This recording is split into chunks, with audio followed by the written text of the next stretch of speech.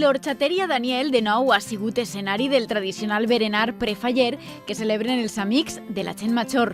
Per celebrar estos dies de festa, els majors i els voluntaris gaudixen de la bona companyia. Yo es que no salgo nunca de casa, ando muy poco porque puedo andar poco. Y he venido ya 3 o 4 veces, y sí, pero yo sola no, pero bueno, son muy amables y estoy muy contenta. Y conociendo gente, yo conozco mucha gente de aquí, porque es que además yo soy muy vieja en esto, yo soy de las primeras. Nuestra manifestación es sacarlos de sus casas, porque muchos de ellos padecen de movilidad, con problemas de movilidad, y venir a juntarnos en una convivencia alegre para que demos también visibilitat a nuestros mayores, que en su mayoría són mujeres.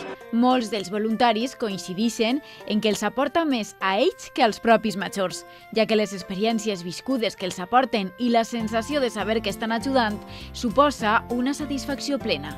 Me animé pues porque al final sientes la necesidad de ayudar a la gente, ¿no? A alguien. No tienes todo, eres un privilegiado y al final pues dices algo que me llene, ¿no? Y pues el ayudar a la gente yo creo que es la mayor satisfacción que hay, ¿no? Es algo que no se puede explicar y que creo que todo el mundo o mucha gente debería hacer.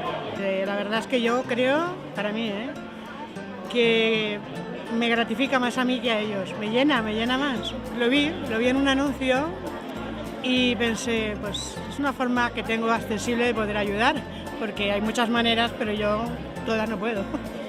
Y quise probar y dije, bueno, aquí estoy. Amics de la gent major naix en l'any 2000, al barri de la Torre. En 2014 es fan fundació i han passat d'atendre a 20 majors als més de 500 que acompanyen en l'actualitat. Es el acompañamiento afectivo a las personas mayores que padecen soledad, pues para hacerles la vida más confortable, ayudarle en su fidelidad y evitar la exclusión social y la marginación.